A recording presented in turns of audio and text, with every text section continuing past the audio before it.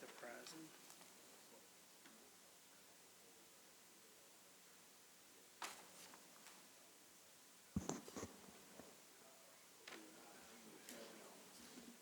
Especially on first ones.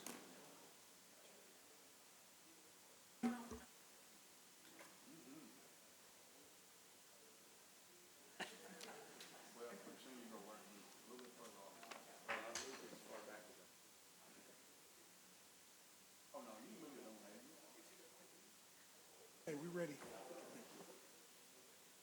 Yeah. Okay, good evening, everyone. I'd like to call to order the Code Ordinance Enforcement Board for August the 12th, 2025. At this time, we'd like our clerk to call the roll, please. Rodney Davis. Here. James Bruce. Here. Tyler Young. Tony Meacham. Here. David Howell. Here. Calvin Brooks. Here. Connie McGahee. Mark Graham. Here. Okay, we have a quorum. At this time, would everyone please stand with me as we say the Pledge of Allegiance?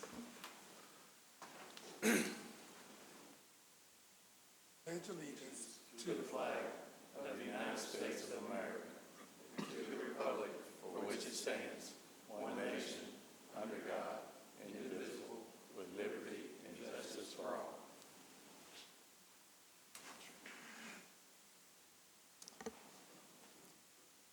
Okay, thank you. Okay, next on our agenda is approval of the minutes from our last meeting on July the 8th, 2025. Board members received a copy of the minutes in the mail, and at this time, we'll entertain a motion to approve those minutes. So moved. Okay, it's been moved and properly second. Any questions on the motion? All in favor, let it be known by the sign of aye. Aye. Opposed? Ayes have it. Okay, next on our agenda, reports from staff. Any? None? Okay, next we have public hearings. Case number CEBP M 25-07006. Before we call that first case, I do have some procedures I'd like to share with you that we're going to follow this evening. If you bear with me. Okay, once again, good evening, ladies and gentlemen. My name is Rodney Davis. I am the chairman of the City of Hopkinsville Code Ordinance Enforcement Board. The purpose of this board is to protect, promote, and improve the health, safety, and welfare of the citizens residing within the City of Hopkinsville. If a board member perceives a potential conflict with hearing a case, he or she shall recuse themselves from the case and will not discuss their disposition. When your name is called, please come forward. Speak loudly and clearly because we are required to record all proceedings from these hearings. You are here tonight because you received a citation and chose to appear before the board instead of paying the fine imposed on the citation. You have the right to confront and cross-examine any witnesses that might appear here against you. You have the right to call your own witnesses to testify on your behalf and to introduce any physical evidence you feel pertinent to this case. You have the right to have an attorney. If you wish to hire one to represent you, let me know and I will request the board postpone your case to enable you to do so. I have the right as chairman of the board to limit the amount of testimony which is presented. That shall be done when I determine that certain testimony is irrelevant or repetitive. This is not the same as a court of law, and legal rules of evidence do not have to be followed. This is similar to an administrative hearing, and the requirements for the introduction of evidence are not as stringent as in a court of law, but they are nonetheless just as important to ensure a just decision. You shall be afforded all rights which are of fundamental importance to comply with due process standards of fairness and justice. The burden of establishing a violation occurred rests with the city. If the city cannot prove a violation took place, no fine or remedial measures may be imposed. After all the evidence and testimony have been introduced and the hearing has been closed, the board will make a decision. The board will decide whether or not a violation of a local ordinance has been committed. If the board determines no violation was committed, then this board will enter an order dismissing the citation. If the board determines that a violation did take place, the board will enter an order upholding the citation and will order you to pay a fine in an amount up to the maximum authorized by ordinance and may order you to remedy the violation within a specified period of time. In cases involving unsafe structures, the board, as part of its decision and written order, may additionally make a provision for the offender to cure the violation within a period of time not to exceed 90 days, pursuant to HCO 33.188F. Except in cases of default, any final order issued by the board may be appealed to the Christian District Court. The appeal must be filed no later than 30 days from the date the board issues its final order. The case in front of the Christian District Court will be limited to a review of the record created before this board. If there are any questions at this time or any time, please feel free to ask. Questions? Okay, so first case.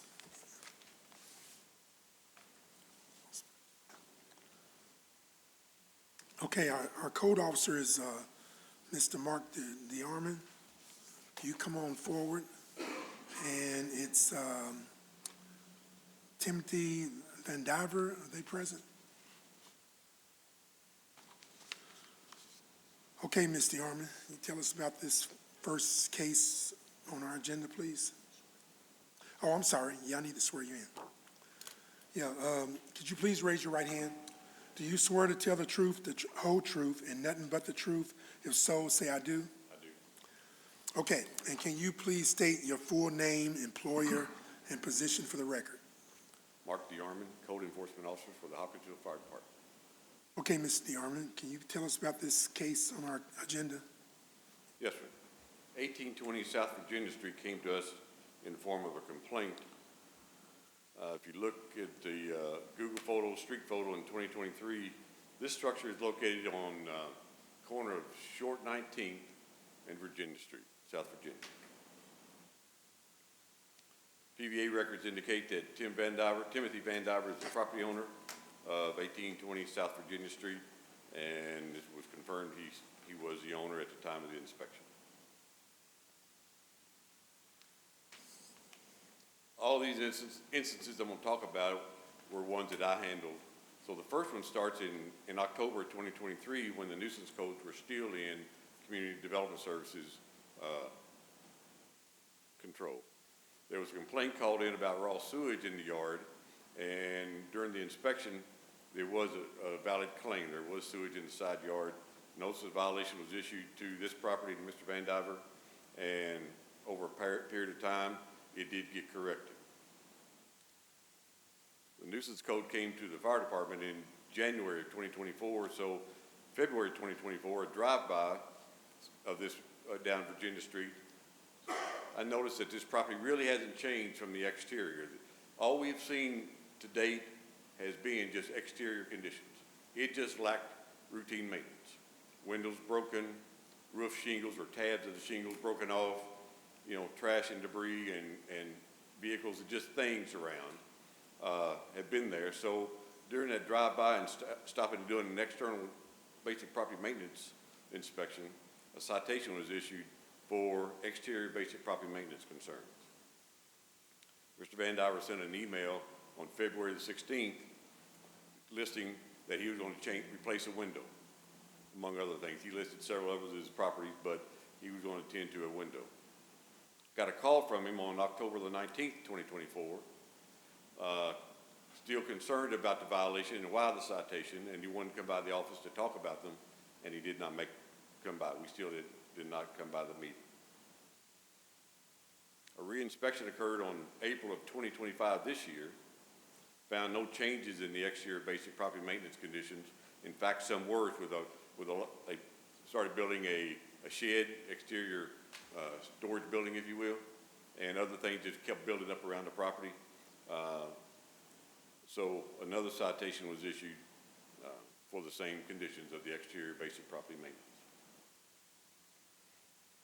June of this year, a complaint call came in to our office from a lady that said she's called in referencing a friend of hers that's got a young couple that's moved into that apartment that did not realize its conditions. They've got children and the conditions were pretty bad. What could she do? We get complaints all the time, but ladies and gentlemen, I promised I'd keep her name in confidence. That was her request, and I will. But I think if I mentioned her name, most, if not all, will have known the name and or recognize her voice. She's a sincere lady, so I took this one at face value. So during our conversation with her, I offered to meet with her friends, folks, bring a consent form, let them identify the issues, and I would go in and take a look. We never got that opportunity. Inspection occurred on 7/18, on July the 18th. However, a complaint was called in at 9 p.m. on Thursday night, February the 17th, from the Hopkinsville Police Department officer to Deputy Chief Chad Civils, requesting us to get in and see this apartment. They went in looking for a suspect, and while in there, the conditions were such, with children in, the ceilings were falling, animals were everywhere, the odor, the stink, the bugs went on and on, asked us to try to get in. So that Friday morning on the 18th, I go to the property, walk around the outside looking for an opportunity to get in, and a lady downstairs opened the door, let her dog out. We had a conversation. I'm still confused whether she's a tenant or a resident. I think she said she was a visitor. She was inside. I asked her about the police activity the night before. She gave me a little bit of background that they was looking for some suspect. I said, how are the conditions inside? And she rambled off some generalities. The door was open. I could look in, but I could not see enough to justify anything else. And she would not allow consent nor sign a consent to let me in. So after that, Deputy Chief Civils and I had a conversation. We brought City Attorney Doug Willen into the conversation, and we agreed that we would request a search warrant. And so the process started that Friday afternoon. The following Monday on January the 21st, Doug Willen took information to give us a search warrant for this property, and Judge Cutoff signed off on Monday morning. Then, following the search warrant, the entire code enforcement officers, all three of us, including the two fire marshals, Chief Futrell, Deputy Chief Civils, along with the police department, went over. The police department's role was to get all the occupants out and do what they do with them, interview them, talk to them if they had any questions with them, whatever. Once they got them out, we all fanned into all three different apartments to do an inspection to try so that we'd not miss anything. We all went in looking. A few hours after the inspection, Mr. Van Diver gave me a call and asked who turned him in. And then after that question, he says, what can I do? I told him, if you've not been in your structure in a while, I said, this one is truly an unsafe structure and it's going to the board. And in essence, that ended our conversation. So the next day on the 22nd, we posted a citation from the codes perspective of the violation of the city ordinance codes, citation for an unsafe structure, and a citation from the Hopkinsville Fire Department for an unsafe and a life safety code violation per the KRS standards was posted on this property. All was quiet until August the 1st when Ms. Davis, a realtor here in town, called, said she had a potential buyer and wanted to pursue buying this property. I tried to describe the conditions to her, told her in the sale agreement between the buyer and the seller, and they would be responsible for all the violations, all the costs. I said it also took the signature of the Hopkinsville Fire Marshal, in this case Deputy Chief Chad Civils. Deputy Chief Civils had already decided, because he was part of the inspection, he said, I will not sign off on his deal. Once I told her that, she said the deal was off. Thought it was quiet until 2 or 3 hours ago. We had another conversation with Ms. Davis. So I'm still confused whether there was a prospective buyer around. She admitted that the prospective buyer out in Nashville has been up, going through this house, trying to clean it up. And I've seen there's missing windows now, as you'll see in the end photograph. The hot water heater I saw in the back end of a pickup truck, but conversation that Peyton Rogers and I had with her just shortly says we are going to present this as an unsafe structure. And we make no guarantees of its outcome. Before going more, is anything confusing about this? And before going with the photographs and the conditions? Any questions now? So this is an apartment house, so there are several apartments in this? Two-story wood frame structure with 3 apartments, 1 upstairs, 2 downstairs. Okay.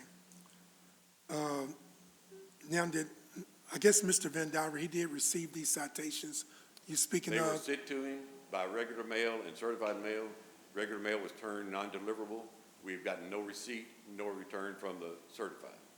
Okay, all right. But, and it's also posted in the paper. It'll show up here in a minute. Okay, He did call you about it though, correct? He called today. He called within hours within 2 or 3 hours of us finishing the inspection. So yes, he knows. He has And yes, received notification. yes, he got the notification. This is the lady on the left. This is the lady that came out to walk her dog when I was there on the Friday the 18th. There's one of the children that were there. This is just some general photographs right now. We'll get into the specifics of the ordinance here in just a second. But you see the makeshift shelter that they've built. They've got building wrapped across it, got a metal walk-in door that's padlocked and chained, and there's a window unit built into the one side, and they're robbing electricity from the main house overhead into a power strip into the structure. Was there evidence of that being used as a habitat occupied? We thought that. Again, it was padlocked. The occupant did not have the key. I did go back a couple of days later when I saw it open, and a lot of the debris in front of this wrecked vehicle is bikes and bicycle parts. And so when I went in, after the door was open, it looked more like a makeshift shop, not someone staying.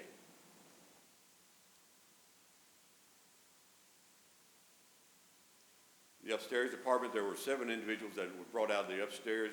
The upstairs, we'll show another photo in a minute, but it's one apartment upstairs. It's an L shape of the structure, pretty large.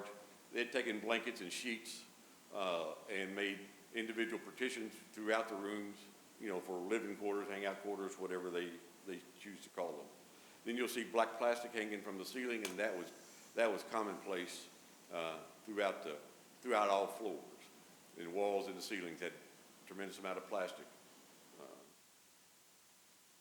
Here's an example of an outside wall. This one you see daylight through. We'll explain part of that here in a bit when we get outside. But again, more plastic covered the walls on the left of this same photo. Ceiling damage everywhere of all types and kinds, and even missing ceilings.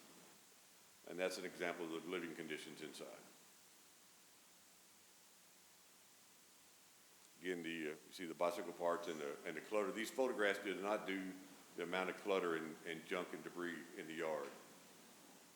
Just note that red car in the background is on a separate piece of property, the neighbor's property. That's an active case right as we speak, but it's not part of the Van Diver property. He did have 2 vehicles there, and they've been taken away. Screw-in bus fuses for one of the electrical services. If you look at real close where someone did a really good job of labeling the max amount of amperage for the screw-in bus fuses. 15 amp max is carrying a 20. A 20 amp max is carrying a 25. Most of them are overrated. Probably because of being blown, and probably because you'll see in the electrical here, overloading the electrical inside. So 22nd, the day after the inspection, we posted our citation for an unsafe structure. And here's the citation from the fire department for the KRS standards for an unsafe structure. All the occupants were asked to leave or told to leave at the time of the posting. And here's where we attempted to notify them, Mr. Van Dyke.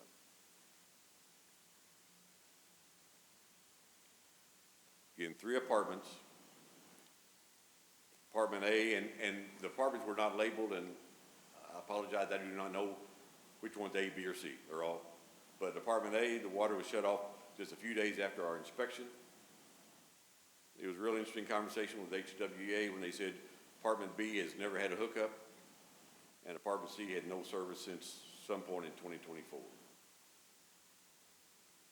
2 electric meters on site, one for the upstairs, one for the both units downstairs. Both were cut off the day after the inspection. Sorry, Mr. Jarman, did you or the fire department initiate these utility cutoffs?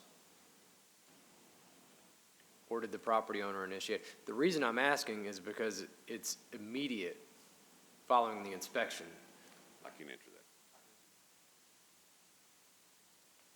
Yeah, let me swear you in, and you can identify yourself. You raise your right hand. Do you swear to tell the truth, the whole truth, and nothing but the truth? So say I do. I do. And could you please state your full name, and employer and position for the record? Stephen Futrell, Fire Chief, Hopkinsville Fire Department. Okay, Mr. Fuqua. So the day after the inspection, we had the electric meters pulled due to the condition of the structure. We were scared that the building was gonna catch fire. I think there's some more pictures of the electrical outlets and the opened electrical stuff inside the home. So we had those meters pulled, for that reason, for life safety issues. That makes sense. Thank you. I was just wondering, I was trying to make a connection between Vandiver's, action of saying, okay, well, fine, I'll just disconnect the utilities immediately. Thank you. 3 gas meters at the site. One was disconnected a couple days after the inspection. One was disconnected earlier this year, and one was disconnected in May of 2023. Our checklist comes from Chapter 163, the Basic Property Maintenance Code, found in Section 108.1. There's very few views of the foundation. This house had the exterior walls going down to the foundation on the majority of all 4 sides. Some separation in the mortar joints and the brick that you see with that were brick. Lots of examples of the wood or other material around the foundation pulled away, showing signs of rot throughout the foundation that was visible. Other photographs will show that you'll see the missing weatherboarding on the exterior all the way around, almost at grade level. This is where we saw the daylight inside, the photo on the left. The lady that we talked to, the lady in green, if you will, said just a few days prior to our inspection, there was a fire at this location and in the afternoon, and that the tenants or the folks around put the fire out, but they pulled some of the siding off, extinguished the fire, and put the siding back to cover up the charred marks so nobody would see it. To our knowledge, the fire department nor ECC was ever contacted. This is an overall view of the structure, the one on the right that shows just various examples of the missing siding on those 2 sides. Additional examples of the exterior siding and the missing siding, and it illustrates how the foundation and the walls are almost grade level. The front porch is missing the corner wrought iron column. It was missing early this year. It's missing still on July 18th. Looks like the sag has increased, but there is serious questions of the roof of the porch on that corner, particularly if a heavy wind or a tree limb could bring it down.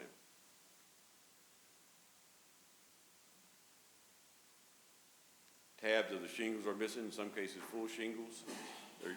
You can detect a small sag in the center, but with the amount of plastic that's covering the ceiling inside, it's evident that roof is leaking because of the plastic and catching the rainwater. Broken windows, damaged windows, plastic over windows. Some windows look fairly new that are broken and damaged, and some don't open. It's just a hodgepodge of windows in sad shape. This is the back of the apartment. I told you the upstairs apartment is an L shape. It covers the entire portion. The door to the left where the lady in green is standing is one apartment. Go up the metal stairs to the apartment upstairs, And underneath the steps, the photo on the right shows the back entrance to the apartment on the right that's downstairs. Again, additional trash and garbage. If you look at the photo on the right taken in April, where it started as OSB and plywood and then plastic, and now it's improved up to building wrap and a metal door. Some cases the ceilings are gone, and this is going to be several shots of walls, ceilings, and floors. In this particular side, where the one on the left, that apartment had been stripped. The drywall from the ceiling was laying outside the upstairs door. The condition from animals, the animal waste, was prevalent throughout that whole side, and they've been ripping, ceiling had been falling out, they've been ripping it out, they were ripping out the floors, and the odor was still there. Again, the conditions of the walls, this is one where the fire was suspected to have been. Just more examples of plastic over the ceilings to control the rainwater, and you see some examples of the damaged walls. Floors were, a lot of the finished floor was gone in different places, just spots, and a lot of the subfloor that was showing deterioration and decay. If you look at the photo on the right and follow the baseboard across toward the bike, you can see the significant sag in the floor. This is in the upstairs apartment, one of the upstairs apartments. The floor on the right is the downstairs bathroom, and it's a hodgepodge of small sections of plywood to hold the floor, and it's like a sponge when you walk on it. And the condition of the bathroom on the right, it kind of speaks for itself. One on the left, this is a stairway. If you recall this white door, if you recall the white door on the left, that's a stairway to the upstairs apartment. Those stairways are unsafe because they were loaded with animal feces, just like the landing is on this photo right here. That's as far as I would go. The slip, trip, and fall hazard of that stairway with that was beyond dangerous. But that's where that white door leads to the upstairs apartment. So we saw the back door entrance down the metal steps. This is the front door entrance to the apartment upstairs. Here's one example of the electrical conditions inside. Extensive use of extension cords, taped, hung, swung everywhere, and overloading of outlets. And then we see that the screw and bus fuses are oversized. It's no wonder why with the number of outlets plug-ins per outlet that we found. The 3 gas meters.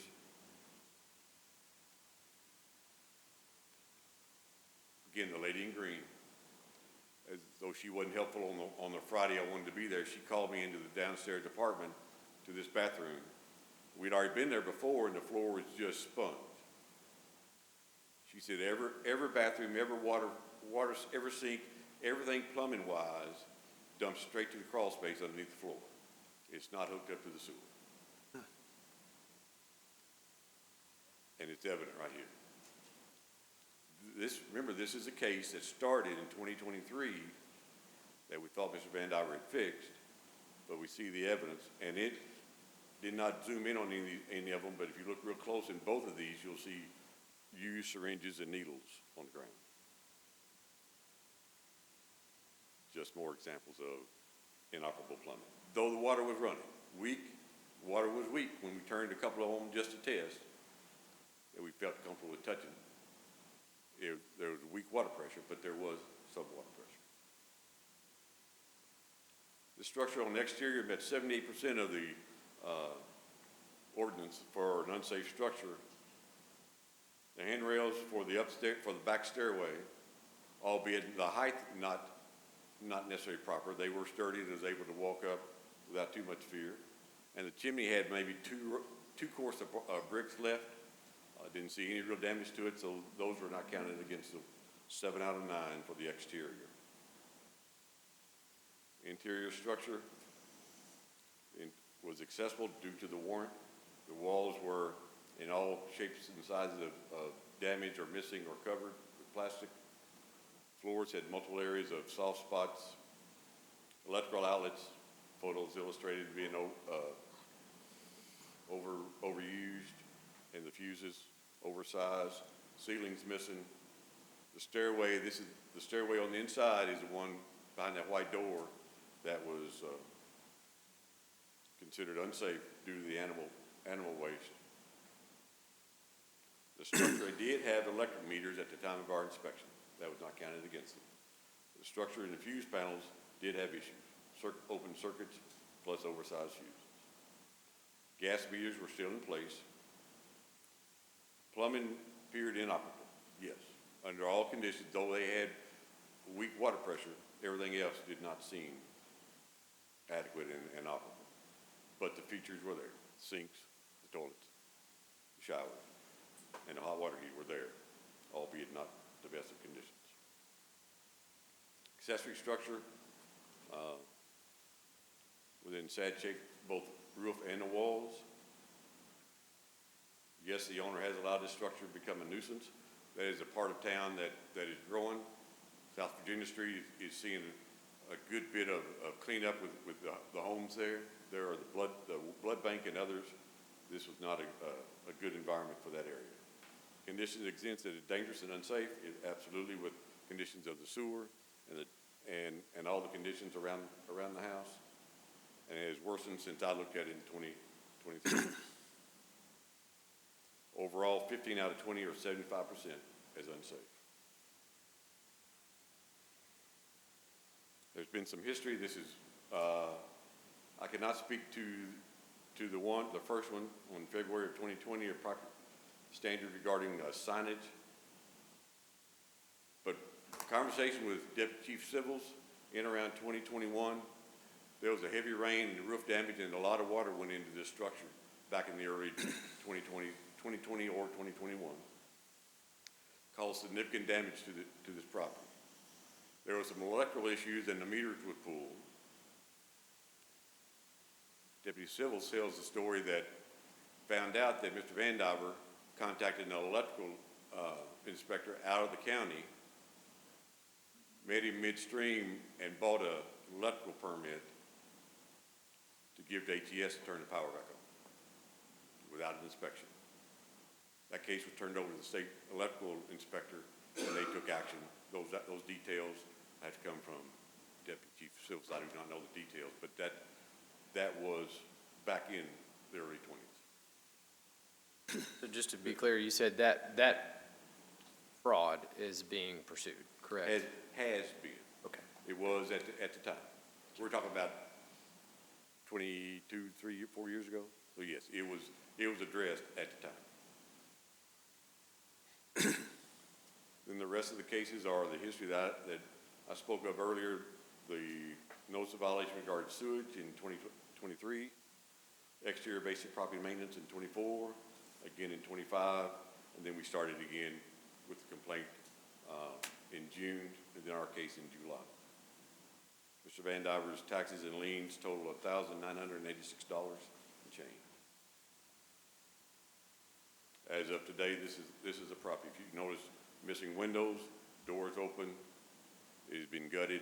Now the vehicles have been gone. The building wrap is gone, but some of the building debris and things are still there, but some's been cleaned up. And I might add, not to be so negative about this, but when I was taking this photograph, Officer Darnell West drove by as I was getting out, and so with that smell, and I noticed it too, the odor is still coming from that house that's noticeable on Short 19th Street, across the street, in front of, beside the blood bank. I want to reiterate the last three items. From a life safety concern, there were children. 2 complaints that we got that said they were moving the children downstairs when other people came. Point being, they were allowing children to live in the worst of the filth in this structure. The electrical issues is a true life safety concern with the overload of the outlets and upsizing the bus fuses. Sewage speaks for itself from 2023 to now. Overall, the property neglect from the upkeep. There have been, as of July 22nd, the time of the inspection, 21st of the time of the inspection, ECC had received 14 calls of service to this location, looking for wanted individuals, various types of calls from police, fire, medical. 14 in 6 months compared to 19 to this location in 2024. The neighborhood concerned with the Western Kentucky Regional Blood Center being directly across the street, and next to it is the 1910 Virginia Place Office Complex. It's got multiple use offices, and folks drive by short 19th to park behind that building. It's a real neighborhood concern. Plus, the attaboys to the property owners that are improving their structures along South Virginia. There is some real improvements. This property is in violation of the city ordinances for unsafe structure, as well as the state fire marshal's standards under KRS for an unsafe and life safety issues. It's our recommendation that this property is not suited to be sold. I put this recommendation in on the thought that that conversation may be had during this board hearing. It's our recommendation that if you all see fit to see this as an unsafe structure, demolition can happen soon. Couple of questions. One, Yes.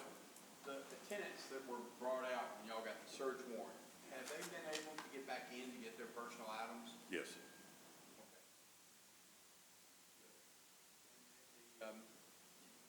You kind of answered my question about the other part. You said tear down soon. Are you talking like? Days. So long as we can make sure the gas lines are terminated, and that's a special process that Atmos will do. When they get it done, huh? You don't want to tear it down? No, we don't really. So once that coordination is made, our contractor knows that we may have an emergency one move up to the list.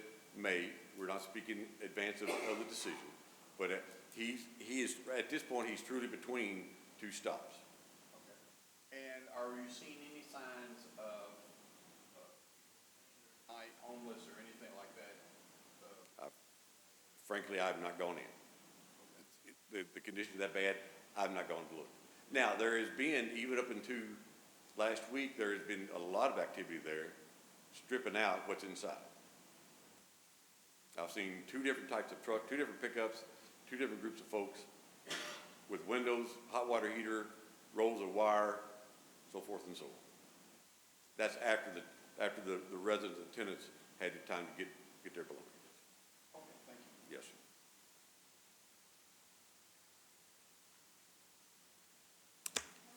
Okay. I didn't hear the first part.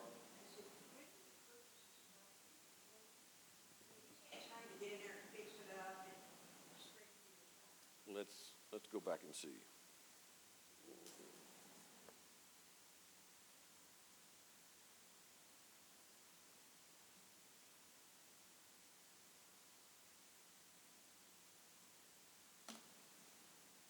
This may not scroll to tell us. It's normally on the PVA records, but this is just a snapshot, so it doesn't scroll. So I do not know what that date was. Deed book 735 is fairly recent. Mr. DeArmond, just for reference, I know the answer, but just so everybody else, is this Mr.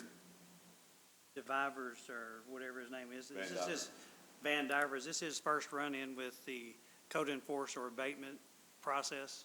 He was before you folks either last month or the month before That's what I thought. on South Kentucky, Darnell West case. That's what I thought. I can remember several more besides that. Yeah, I can too. Frequent name we see.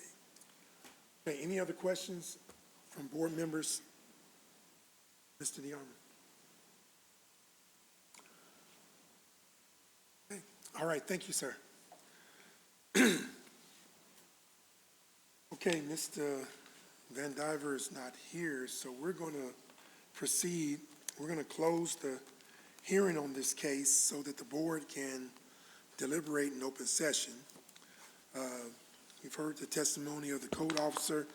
So first, before us, we need to determine whether or not a violation existed for this case.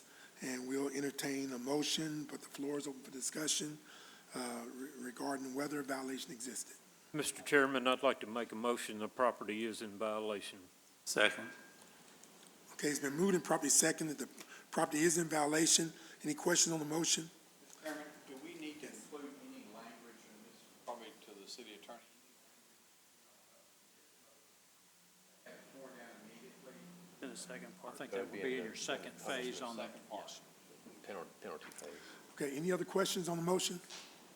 All in favor, let me know by the sign of aye. Aye. Opposed? Ayes have it. Okay, now we need to determine the penalty for this violation.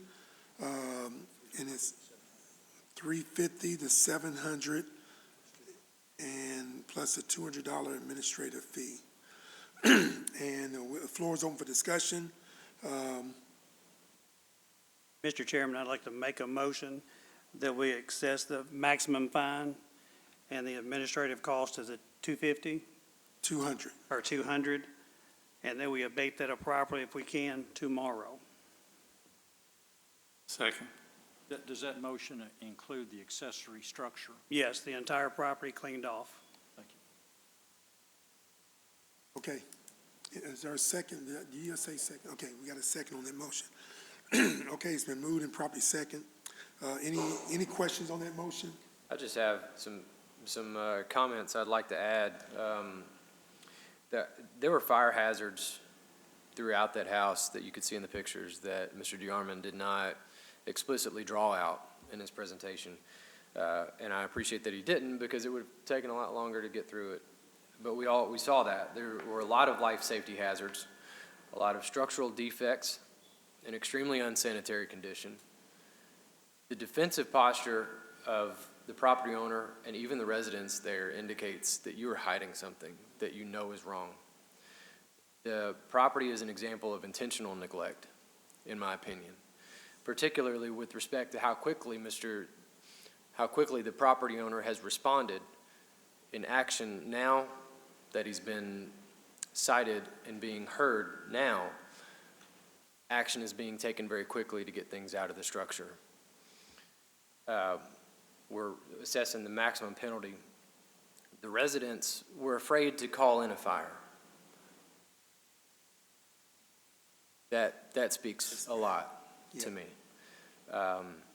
So I wanted those comments on the record just in the case that it matters. But yeah, I will third that motion with prejudice.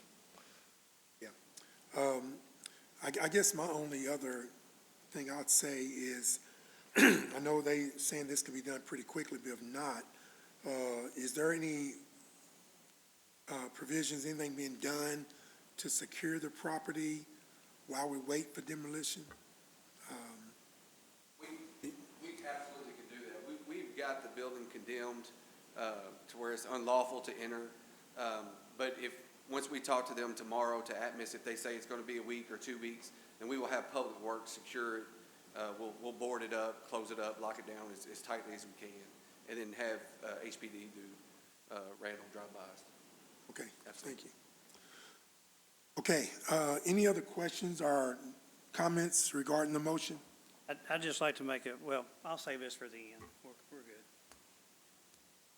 Okay, no other questions? All in favor, let me know by the sign of aye. Aye. Opposed? Ayes have it. Okay, thank you. Okay, we're going to move on to our agenda. Next, unfinished business other than hearings, there is none.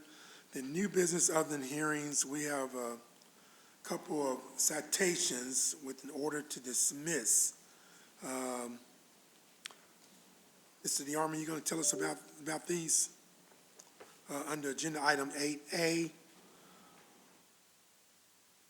going to tell us about these? Or, CDS. okay, all right. Okay, Mr. Holloman. Okay, let me swear you in. Could you raise your right hand? Do you swear to tell the truth, the whole truth, and nothing but the truth, if so say I do? I do. And can you please state your full name, employer, and position for the record? Yes, Thomas Holloman. I work for Community Development Services. I'm a building inspector. Okay, Mr. Holloman. On the order to dismiss citation, it was posted before right after the property was sold. So I actually have already sent an NOV to the new owner for this. So it's been sold and there's a new owner? Yep. Okay. And I guess we can take these two together. Mr. West, you want to tell us about the second? Then we'll vote on both cases. Okay, can you raise your right hand? Do you swear to tell the truth, the whole truth, and nothing but the truth? If so, say I do. I do. Can you state your full name, position, employer, and position for the record? Yes, sir. My name is Darnell West. I am a code enforcement officer for the Hopkinsville Fire Department. Okay, can you tell us about this second case we have under order to dismiss? Yeah, so these two properties were foreclosed on. These were two of the neglected properties that we've been dealing with for years and had recently been foreclosed on, and ownership had transferred. So the owners that were cited were not the right owners at the time of during citation. Okay. All right, thank you, sir. Okay, board members, you've heard the testimony of Mr. Holloman and Mr. West regarding the order to dismiss. What's your pleasure for these two? Chairman, based on the testimony given, I move that we dismiss the items listed on the agenda as 8A. Second that. Okay, it's been moved and properly second. Any questions on the motion? All in favor, let me know by saying aye. Aye. Opposed? Ayes have it. Okay, then next we have some default final orders. And can you get one of your code officers to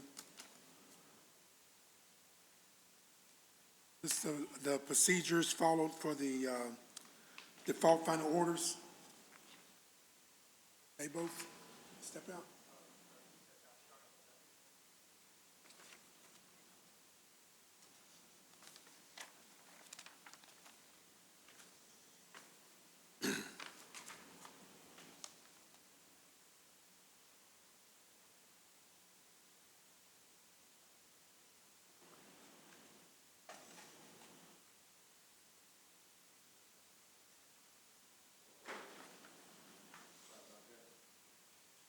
Okay.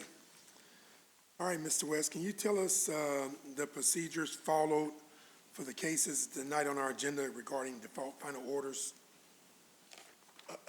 Yes, sir. For each one of these cases brought before you tonight, either a complaint was received or they were found during proactive duty. A notice of violation was given to each one of the property owners that were not a repeat or neglected offender, giving them 10 days to correct the violation or to contact us. If neither was done, a citation was issued upon reinspection and brought before you guys tonight. Okay, and were the procedures mandated by Chapter 33 of the Hopkinsville Code Ordinance followed in the cases presented tonight? To the best of my knowledge. Okay, thank you. Okay, board members, under our agenda, Agenda 8B through 8K are cases regarding default final orders. The fines are listed on the agenda, plus there is a $100 administrative fee. So we'll entertain a motion. Mr. Chairman, I'll make a motion to uphold the violations listed under agenda items 8B through 8K with the fines listed and include the $100 administration fee. Second that motion. Okay, it's been moved and properly second. Any questions on that motion? All in favor, let me know by the sign of aye. Aye. Opposed? Ayes have it. Okay, next on our agenda is, agenda item, 8L, authorization to tow vehicle. Mr. West, can you tell us about these two cases? Yes, sir. What originally started out as two vehicles that I was gonna present for you guys that was ready to tow, is actually only one now. Sometime between the last citation and today, one of those two vehicles had been removed. It was actually case number CEJAV 2504001. The red Blazer that was parked on a vacant lot on 613 Cypress Street. So the car that we are going to be discussing tonight sits at 118 Linwood. It has the yellow pin on your map there. This is what the vehicle looked like, and this was the first inspection this was February of this year, February 5th of this year. Tags were expired, and the car just was in bad shape. Second inspection was also in February of this year, February 25th. And I got a little bit more, you can see flat tires, front end is pretty banged up. Citation was issued of March. The first citation was issued in March of this year. And I got a few more angles. Close up on the license plate to where you can see that the tags had been expired since 22.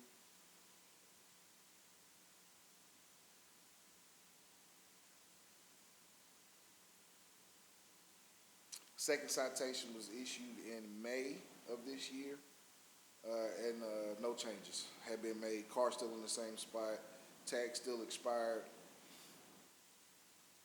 Timeline was pretty much found during proactive duty in January. NOV was issued. Next day, February was second inspection. Citation was posted in March. Yeah. As of today, it's still in the same spot, so I think we're ready to go on this one. As of the other vehicle, this one has been removed, so we don't really have to worry about this one. It's gone as of today. This is pretty much the vacant lot now, so. Any questions? So, Contact from the owner? No. But apparently, somebody was removing my citations. They didn't like my pretty little stickers up there. well, at least they cleaned their yard up. I mean, I saw that trash gone. Yeah, well, they got an NOV for that too. Yes, I saw the dumpster. So it's working. All right, any other questions, Mr. West? Okay, thank you, sir. All right, Board, we've heard the testimony of Mr. West regarding this authorization to tow. What's your pleasure? I'd like to make a motion to give authorization to tow the vehicle listed under agenda item 8L, the case number ending in 004. The case number ending in 001, we need to dismiss. Is that correct? Or does the fine remains, but the, okay. No need to talk. No need to abate. Let's edit that. So we'll make the motion to uphold the citation on agenda item 8L with the fines listed, and to abate the one ending in 004. Second that motion. Okay, it's been moved and seconded. Any question on the motion? All in favor, let it know by saying aye. Aye. Opposed? Ayes have it. Okay, abatement procedure discussion. Agenda item M. All right, you gonna lead that discussion, Mr. West, or? Yes, sir. Okay, tell us about the procedures you want us to entertain. Okay, so there are 3 basic property maintenance cases that were a little iffy. And we have not, or as currently stands, we do not have an abatement process for just a house with property maintenance violations on it. So, in discussions with both Deputy Chief Civils and Fire Chief Futrell, and also Doug Willen, we are going to suggest some procedures and hopefully get you guys approval for some abatements. With the first case, I think we can take this one off the list. The Eulandis Mason, property owner of 807 South Campbell Street, had passed. That property was flooded with homeless people. We had a run-in with them. We had the police department meet us out there and run them off once. But since then, we've ended up getting in contact with the son of Mrs. Mason, whom has already started the process of getting the house boarded up to try to keep out the homeless people. And then at some point, they will, or he will have to figure out a way to bring this house back up to code as far as some of the broken windows. And I think there was some interior violations, but the exterior was in pretty solid shape. So we'll work with this, his name was Atkinson, something Atkinson. We will work with him in the future in regards to possibly, keeping the homeless out of there and getting this house repaired. Is this the one across the street from the old Flynn's building? No, it's further up the street. It's directly across the street from, I don't know if that's Peace Park or behind the charging station. Gotcha. I know what you're talking about now. Okay. Yeah. The second house, the second case, Trevin D. Bell, 1716 South Campbell Street. Now, this one is a little tricky. I'm not sure how we was going to get access. Yeah. But this house was left, the interior was left in pretty bad shape with, as far as in trash and maybe food on the inside. We got a complaint in regards to roach infestation from both neighbors, and where they've had to constantly spray and exterminate the infestation coming over and onto their property. Myself and Code Enforcement Officer Watkins went over there, and you can literally see on the curtains, on the window sills, the infestation that's going on inside the house. You can see fast food trash bags that was left inside the home. The neighbor told us that the wife had left somewhere around the 18th of last month and has not returned.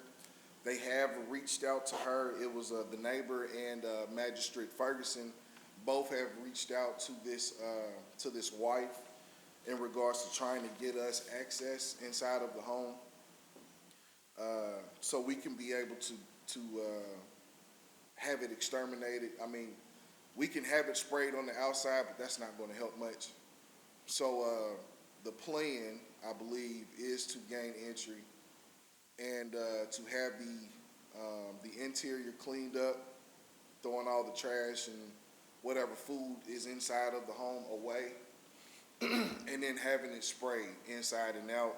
And hopefully that will help the neighbors, the surrounding neighbors next to the house. And I think that was something that we was wanting your approval on. Am I missing anything? Is it in? This is a Habitat for Humanity home.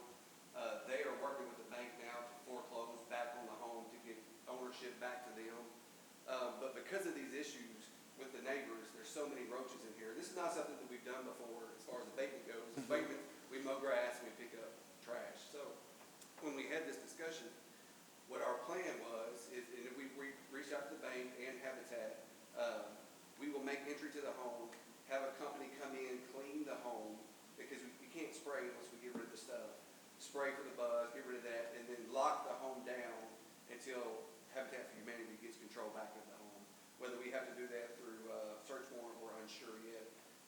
we know that the bank and Habitat for Humanity is 100% on board, then we would still put the lien on the property. They'll have to rectify that once that abatement's done.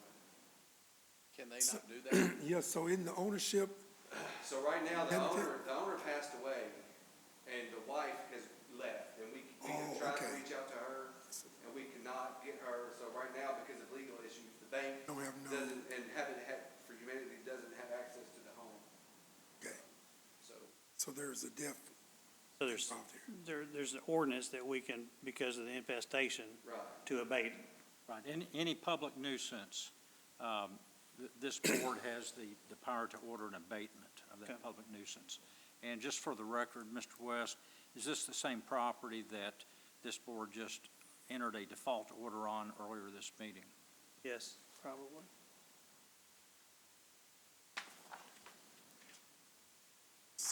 Under, 1716. Under- under 8D, Just Three. just right up from it, the top of this page, same page, it's the 1, 2. Oh, yeah, yes. 6-1 down. Yes, same property, yes. so Restoration the of leads. default order has already been entered, now it's a question of abatement. And I think the question is, will this board allow the abatement of this nuisance in the manner described, since this is not a method of abatement that they've used before? Is that a fair statement? Well, The roaches are so bad that the neighbors are starting to get, I mean, Yeah. that's why we don't want to wait, to be honest with you, for, Yeah. Habitat to get back control of the home. We feel like it's something that needs to happen as soon as possible. So Doug, do we need to make a motion to authorize or obtain a search warrant, or just to straight to abate it? No, I would say just an order authorizing the abatement. Under the ordinance, I think they have the power to abate anyway, but just to Yep. make sure, since this is an abandoned structure, that I would feel better if there's an order authorizing the abatement. Then, you ready for me to move on that? Yes. Okay, so, Mr. Chairman, I move that we enter an order for abatement of the property, that is to enter the property, to have it cleaned up, and to spray or exterminate the nuisance and insects that are inside Hand out. and out. Okay, it's been moved and properly second. Any questions on that motion? I guess my question is, are we referring only to case number CE BPM 2507002 for that? Yes. Okay. Okay, it's referring to that case alone. Okay, It's been seconded. other questions? Yeah. Any other questions on the motion? All in favor, let me know by the sign of aye. Aye. Opposed? Ayes have it. Be clear, there's no fine associated with this, right? Or There's is, already been a fine assessed when you entered the default order earlier. for the basic property maintenance violation, and then, of course, Yeah. the abatement here, and as you said, It's gets, just It's to an the additional enter lien gets and attached. not wait, yeah. Right, okay.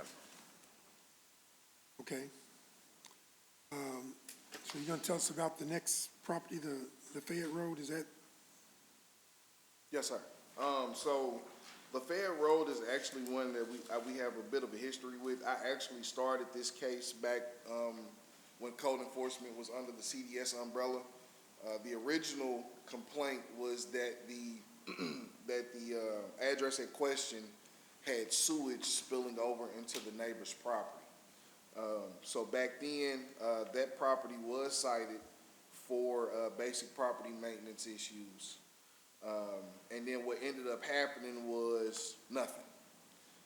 So the neighbor that sent in the original complaint copied in the email everybody that was anybody, and I'm talking Channel 5 News to the mayors to HWEA. I mean, everybody was on this email thread. What ended up happening was HWEA ended up pulling the water meter, disconnecting the water from that home. This was back in maybe 22, early 23.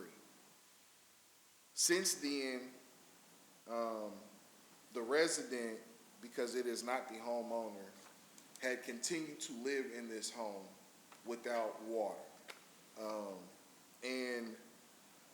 When asked, what do you do for water? She explained to us about bringing home the big 5-gallon jugs of water and using those to do whatever they needed to do with. And in doing so, that would still spill over into the neighbor's property, okay? So fast forward, we felt like this was an issue that needed to be resolved. If I'm not mistaken, and Chief Future can help me with this one as well, we condemned the home because you have to have water. That is a life safety issue.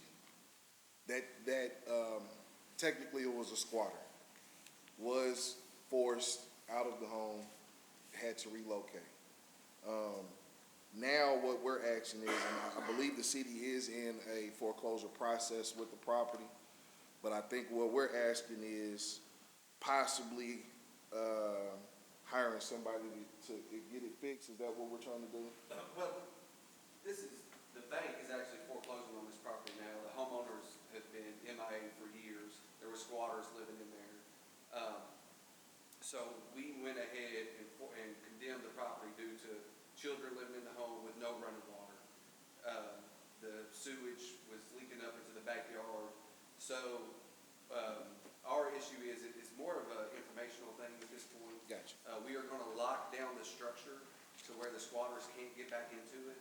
I would assume we would ask you to approve that, us just securing the structure. The sewage issue has stopped since they have stopped doing that. We do need to abate a few things as far as the outside of it, but mainly we're asking permission to secure the structure until the bank, and they're in foreclosure on it now. So it should be, I believe in the next couple months, they'll have that structure, so. So all we're asking for the board is permission to secure the property. or the This is the structure. property across from the Kangaroo on Lafayette Road. Yes. Yeah. It's, we will do some yard cleaning and secure. Is that already on the abatement list for that? No, it For the has not yard? been posted Okay. for registration lease yet. This property was also on the list of default final orders that you've just approved, so there's been a fine and administrative fee assessed. Okay. So it's just a question of abatement to secure the structure. I'd like to make a motion that we allow them to abate the property to secure it, to keep anybody out of the property. Second. Okay, it's been moved and properly second. Any questions on the motion? And just for clarity, we're talking about case number CE BPM 2507-009. Correct. Any other questions on the motion? All in favor, let me know by saying of aye. Aye. Opposed? Ayes have it. All right. Okay, any announcements from board members or from fire department staff? I just want to make a comment. I've been driving past this house on Virginia Street for a while, and it's declined for years, and it's a terrible eyesore. And I think Tony made a comment a couple of meetings ago about we're getting fed up with looking at these places, and we're going to do what we have to do to get it cleaned up. So let that be a fair warning to landlords, tenants, or whoever. Take care of your properties so we don't have to get involved. Yeah, I agree, and And thank you all for doing everything that you're doing, because I know it's not easy. And it's a long list, because you can look at the third offense people, and I think I heard the ad ran to help with foreclosures. So we're going to stand behind you guys and do what we have to do to help clean it up. yeah, I agree, and in addition, as a board, we need to seriously consider when we're assessing fines, that we don't always have to go with the lowest fine to get the attention of these violators, especially the ones who are just routinely, have property that they don't do what they need to do. And so assessing the maximum fine is something we should be doing probably a little more often than we do. Just wanted to add that. Okay, any other announcements from board members, fire department, anybody else? I've got I guess it's got to be a question for Mr. Willen, I think. So when we see repeat property owners with situations like the house we saw tonight was something out of a nightmare, okay? And there's no telling the things that happen in a place like that. And the harm, the danger that human life can be placed in places like that. And so, not to make more of it than it is, but it is serious. And the question I have, I guess, has to do with if you see a pattern of specific owners that have situations like this, are we able, or is it discriminatory? I mean, are you legally able to say, well, here's an educated guess, and you're not going to know these situations until you go into the homes in some of these cases? And I'm not really suggesting that we get search warrants, and but I guess the question is, can we put some of these repeat offenders on, like, higher on the list of the proactive route or something of that nature? I don't see any problem with that, because this is just being overloaded enforcement-wise. Sure. And if they need to be brought to the top of the list because of a history, that's evidence. And before there's a search warrant, a judge isn't just going to give a search warrant Right. just because this guy treated this property this way. We have to have evidence regarding the property in question. And if it appears from the outside that it's a danger, I know in this case, the fire department exercised their statutory powers to go ahead and shut it down even before it could come to you, but we still want those properties to come to you to rule on. So in this case, they shut it down, condemned it, sealed it off, brought it to you, and I think that's the good procedure. But no, I think it's a good point. If you have repeat offenders, they can certainly be looked at, and those properties that they own can be taken a look at, and then from the outside, if it appears to be unsafe, they can certainly attempt to get access. If not voluntarily, then we can go get a search warrant. Just following up on that thought as well. Say you have a landlord that has multiple properties, and we abate this property A here and get it done, and we file the lien on the house for can we not sue that person and attach all their properties? The lien only attaches to the property in question. But if we However, there's also a personal judgment that we can obtain against the property owner, and then you can attach a judgment lien against the other properties. Gotcha. Is that something we're doing? I know Doug, I know you're overloaded, I do. Is that something we could possibly look at doing? Absolutely. Thank you. Maybe that'll catch some of these habitual offenders with multiple properties. Oh, I don't care about that property over there. It's nothing. But if we say we're going to start attaching it to all your properties, then that may. Now, under the ordinance, the owner is personally liable in addition to the lien. And then after a judgment, we can attach a judgment lien to all other properties. Including their own home. Correct.